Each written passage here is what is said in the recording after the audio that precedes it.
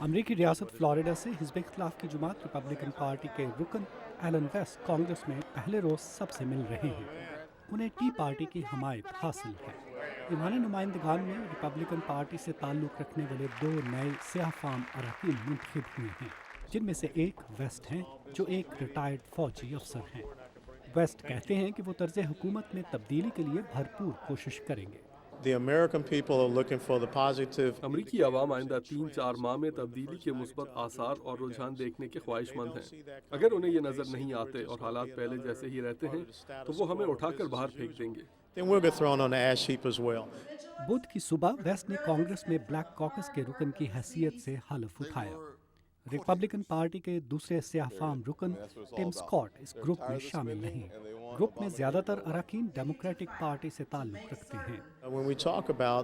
जब हम उन बुनियादी चीज़ों की बात करते हैं जो सियाह फाम अमरीकियों को मुमताज़ बनाती हैं, जैसे ईमान, ख़ानदान, खुद इन्हिसारी और कारोबारी रुझान, इसका मतलब लोगों को बाइख्तियार बनाना है, ना कि इसके बरक्स।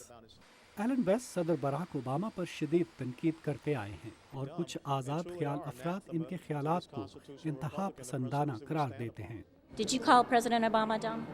I think he's made some dumb things, yeah. इनमें सदर ओबामा का फ़ौज में हम जिन्स प्रस्तों पर से पाबंदी उठाने की हमायत भी शामिल है। वो इसे कुछ खास मुफाद प्रस्त ग्रोहों को इनाम देना करार देते हैं। उनके हमायती उनसे खुश हैं और नई कांग्रेस के इजलास के मौका पर उनके तकरीबन 100 हमायतियों ने इब्तदाई इजलास को टीवी स्क्रीनों पर देखा।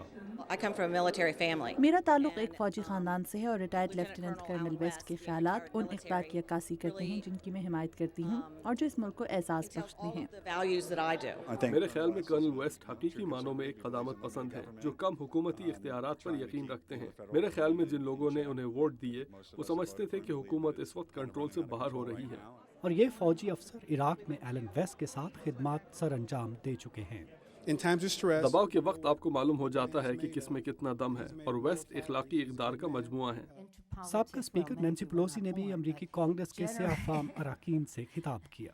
उन्होंने अपनी पार्टी के अरकान पर जोर दिया कि वो डेमोक्रेटिक पार्टी के एजेंडे पर काम जारी रखें। हम अमरीकी अवाम के मसाइल जैसे सेहत आमा, रिहाइश, रोजगार और तालीम हल करने के लिए मुश्तरका मकासद तलाश करते हैं, मगर जहाँ हम मुश्तरका मकासद नहीं ढूंढ सकते वहाँ हमें अपने मकासद पर डट जाना होगा जिनका वादा हम हर रोज करते हैं। जैसे ही साबका स्पीकर रुखसत हुई, वहाँ पर मौजूद मीडिया के नुमाइंदों और शायकीन ने अपनी तवज्जो कांग्रेस के नए अरकान पर मरकूज कर दी। लॉरेल बोमन के साथ नदीम याकूब, उर्दू VOA।